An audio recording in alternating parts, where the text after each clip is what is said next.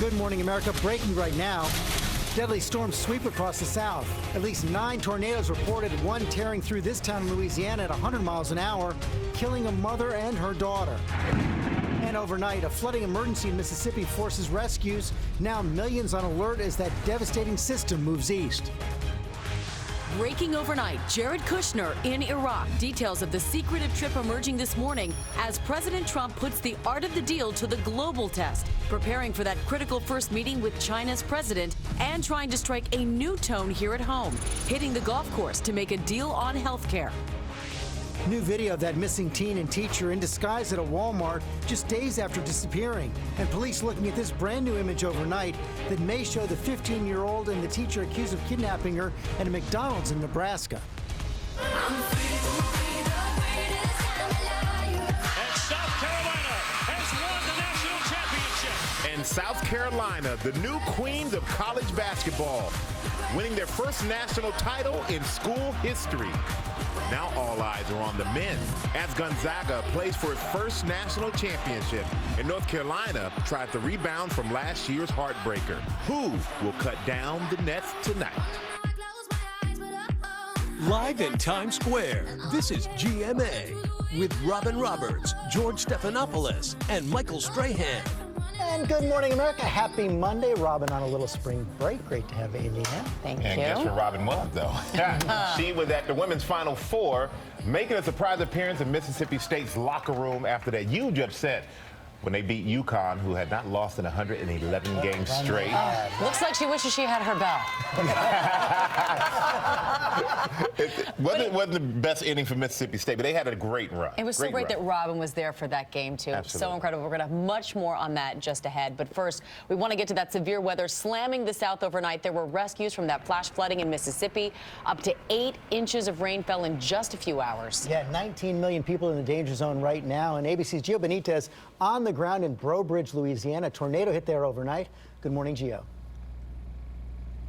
Hey, George, good morning to you. That tornado was an EF1 tornado. It touched down right here. And just take a look. You can see what it did to this mobile home here. A mother and child were inside. They lost their lives. You can see a tricycle right there, a baby stroller right in the back. These severe storms just moving through the South, causing so much pain.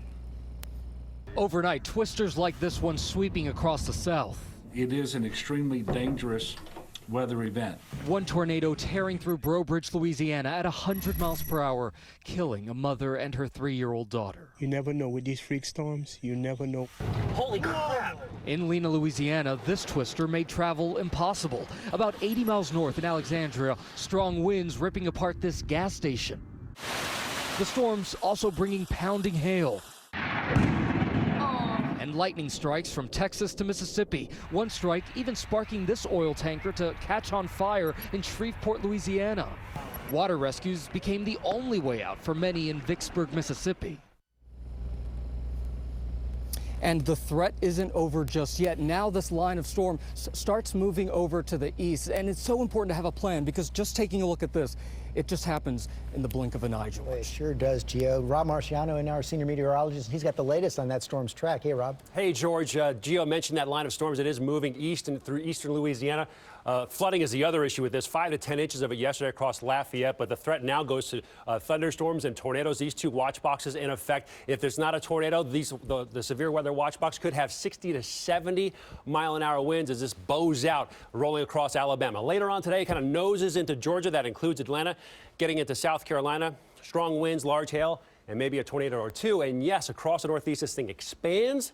A flood watch in effect for parts of New Jersey, and it's cold enough across northern New England for snow yet again. We'll talk more about that in a few minutes. Amy? All right. Thanks so much, Rob. And now to the latest on the Trump administration. The president's son-in-law and senior advisor Jared Kushner heading to Iraq as President Trump prepares for his first meeting with China's president this week. Our senior White House correspondent Cecilia Vega has all of those details. Good morning, Cecilia. Amy, good morning to you. A very busy week here. President Trump meeting with 3 global leaders this week, starting today. Egypt's president is here, but the biggest diplomatic test for this White House comes later this week at Mar-a-Lago when President Trump comes face to face with China's Xi Jinping. This morning, White House senior advisor Jared Kushner headed to Iraq, invited on the mission by the Joint Chiefs of Staff Joseph Dunford. The White House releasing few details, but the president's son-in-law's packed West Wing portfolio includes Middle East policy. The trip comes as President Trump's art of the deal goes global this week, and he'll need every negotiating trick in the books when he comes face-to-face with China's Xi Jinping. Their meeting later this week at Mar-a-Lago comes after candidate Trump made China his recurring punching bag. We can't continue to allow China to rape our country, and that's what they're doing. It's the greatest theft in the history of the world. But this morning, a new tone. President Trump telling the Financial Times, "I have great respect for him. I have great respect for China. I would not at all be surprised if we did something that would be very dramatic and good for both countries." But the president is also talking tough about leaning on China to help rein in North Korea's military threats, saying if China is not going to solve North Korea, we will. Asked if he thinks he can solve the North Korea threat without China's help, the president gave a one-word answer: totally. UN Ambassador Nikki Haley agreeing with her boss on that front. At some point, we need to see definitive actions by China condemning North Korea and not just calling them out for it. But not echoing his take about an investigation into another international adversary. I think Russia was involved in the election. There's no question about that. We don't want any country involved in our elections ever. And so once that information comes out, I expect that that will be handled accordingly.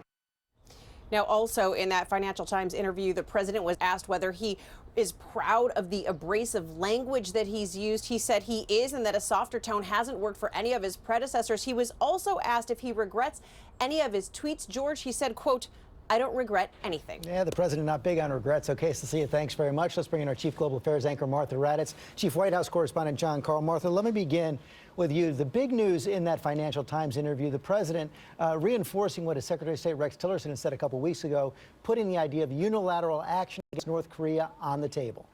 Yeah, and none of us know exactly what that means when he says totally. The U.S. could do it on its own. But as you know, George, they have not ruled anything out in the Trump administration, including military action. And the most talk about that is a possible preemptive strike. That has also not been ruled out. What that would mean is that we would try to take out any missile they are trying to launch in a testing stage or anything else. North Korea clearly on the top of the agenda when President Xi of China is here on Thursday. And the president's son-in-law, Jared Kushner, has been a key intermediary with China now on his way to Iraq. Yeah, Georgia, it's more obvious than ever how deeply involved Jared Kushner is in every aspect of the Trump White House, including foreign policy. This visit came, as we said, at the invitation of the chairman of the Joint Chiefs of Staff.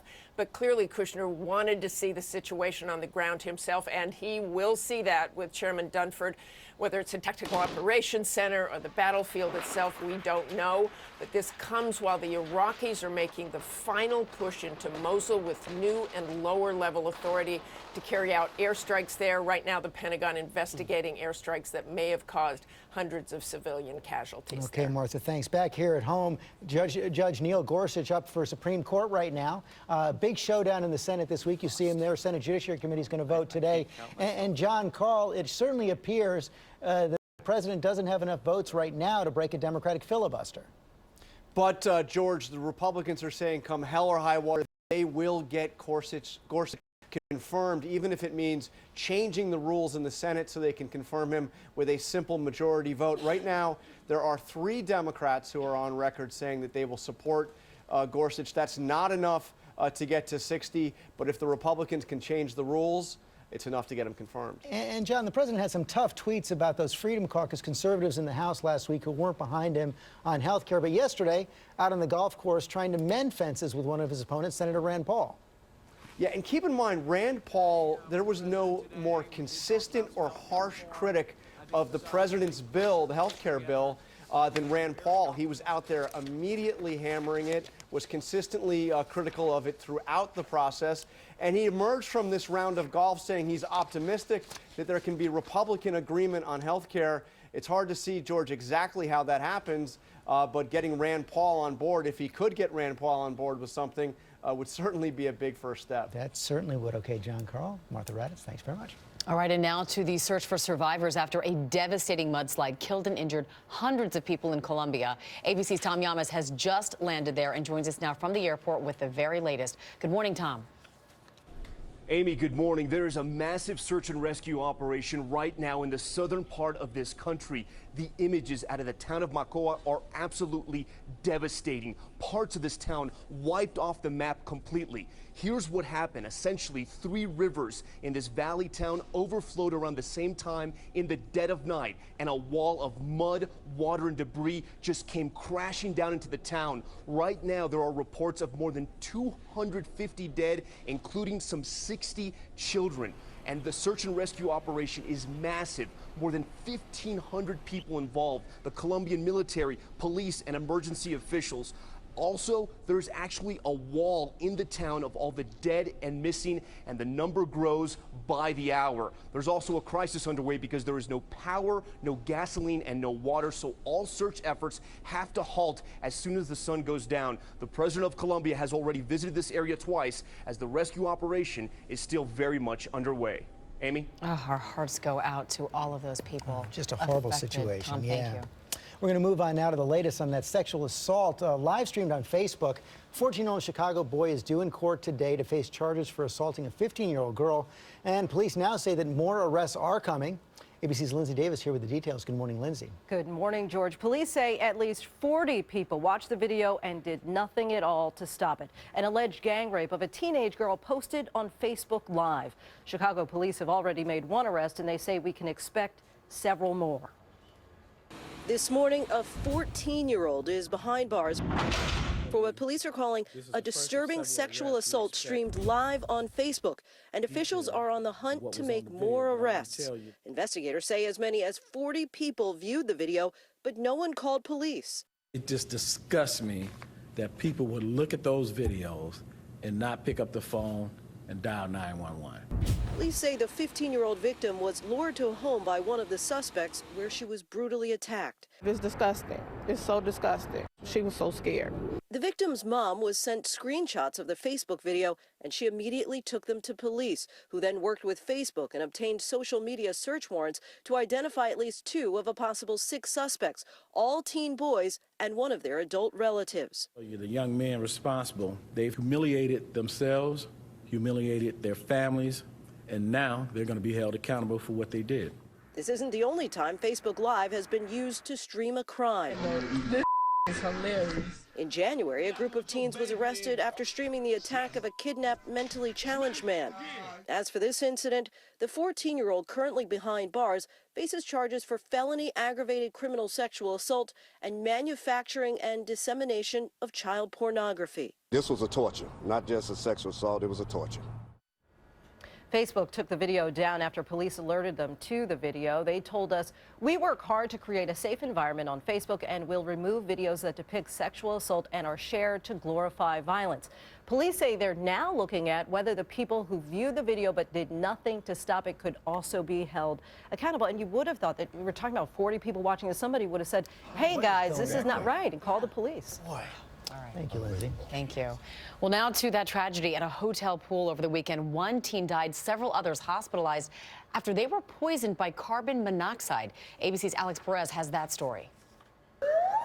This morning, investigators are looking into what caused the fatal carbon monoxide leak at the pool at this Quality Inn and Suites in Michigan that turned a middle school birthday party into a deadly scene. Party 1 at Quality Inn, they reported 6 children in the pool area all passed out. The children were swimming at around 10 a.m. Saturday when a hotel staffer peered through a window and saw them lying unconscious on the deck of the indoor pool. All the kids were surrounded the pool, passed out, throwing up. All I remember is me just passing out and hitting my head. Investigators say the lethal carbon monoxide fumes were released from the hotel's broken pool heater with a carbon monoxide reading of 800 parts per million.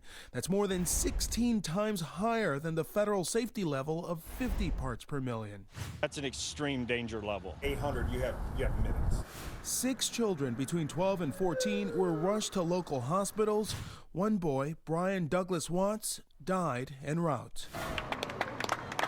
family and friends releasing balloons in his memory over the weekend. The hotel chain telling ABC News, "Our thoughts are with the families who were affected," adding, "As the investigation continues, their highest priority is always the safety and well-being of our guests." And authorities here have not yet determined when the hotel will reopen. This morning, 6 of the people who survived this ordeal have been treated at the hospital and released. They're now back home with their families. Amy? All right, Alex, thank you so much. And police near Boston are searching for a suspect in a brazen carjacking who then got soaked in gasoline. You'll see why soon. Surveillance video showing him jumping into this woman's SUV while she was filling up, and then she sprayed him with gas, trying to stop him. He drives away, briefly dragging her before making his escape. Thankfully, she was not seriously injured. Police later recovered her SUV, but that suspect is still on the run. We hope they catch him soon. Wow.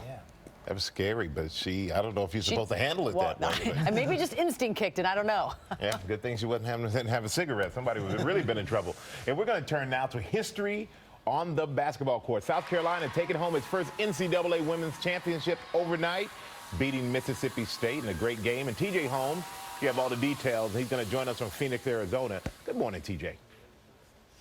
Hey, good morning, sir. It's all come down to this for the men's side. It's all come down to the Zags and the Heels. Now, they were here just last year. They've never been here before, but if they're looking for any inspiration for their first ever championship, look no further than the women of South Carolina. Guess who with the rebound? Right back up. Wow. For the first time in 5 years, women's college basketball has a national championship team that doesn't come from the state of Connecticut. And South Carolina has won the national championship. South Carolina defeated Mississippi State 67-55 to earn the first title in Gamecocks school history. This team has played with so much heart. I finally achieved a huge goal of all of ours. It's just amazing feeling. But it was scrappy Mississippi State that pulled off the impossible. William on the drive. Pull up, pull up. Got it! She got it! She got it! Slaying the undefeated mighty UConn Huskies and ending their 111-game win streak. After that game, Mississippi State was greeted in the locker room by one of their biggest fans. Thank you for elevating women's basketball the way you have. While the South Carolina women are celebrating this morning, the South Carolina men had to pack their bags early. The Gamecocks went on a 16-0 run in the second half, but first seed Gonzaga held on for the 77-73 win. After the game, a standing ovation for departing South Carolina. In the other Final Four game, all eyes were on Oregon forward Jordan Bell. He missed a couple of key rebounds during the final stretch against North Carolina. Second one, no. And makes.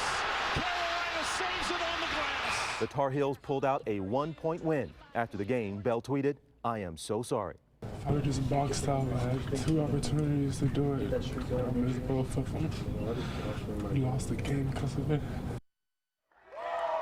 All right, guys. Well, of course, Jordan Bell, their heart goes out to him, but a lot is on the line for these guys. This is their whole lives. Now, the game is coming up this evening. We got a little preview. We'll let you know how this one works out, but Gonzaga can get their first ever championship. And again, Stray, the Heels, 20 Final Four appearances. They're used to being here. They do it all the time. Well, and we were sitting here thinking they needed to get a little more excited, TJ, when you were wondering if they were going to win. They were a little docile behind you, They're man. getting excited now. Well, look, man, it's 4 in the morning in Phoenix. Give 'em a break. It's a good point, TJ. We'll cut you some slack there on that one. All right, let's go back now to Rob Marciano. There is heavy rain coming to the Northeast tonight, Rob. Yeah, and it's opening season for Major League Baseball. I want to put a positive spin on the fact that some folks are going to get some snow across parts of New England, over a foot at Jay Peak. They're loving that fresh powder, but we've got 1-2 storms coming in, and this is for the most part going to bring a lot of rain, over 2 inches over the next 2 days. Select City is now brought to you by Sprint. Hi, I'm Paul. I switched to Sprint because all networks are great. We're talking within a 1% difference in reliability of each other. With Sprint's unlimited plan and my amazing iPhone 7, I've got all the data I need to learn the things I want to do.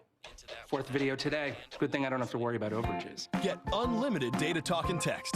Plus, HD video and 10 gigabytes of mobile hotspot. $22.50 per month for 4 lines. And now, the offer everyone's been waiting for. Get iPhone 7 on us. Baseball is back in Washington. The Nationals home opener at 1:05. First pitch looking dry and mostly cloudy. 64 degrees. We will stay dry but overcast through the game with temperatures in the middle 60s. We'll have a little bit of rain moving in after 7 o'clock tonight. That'll continue through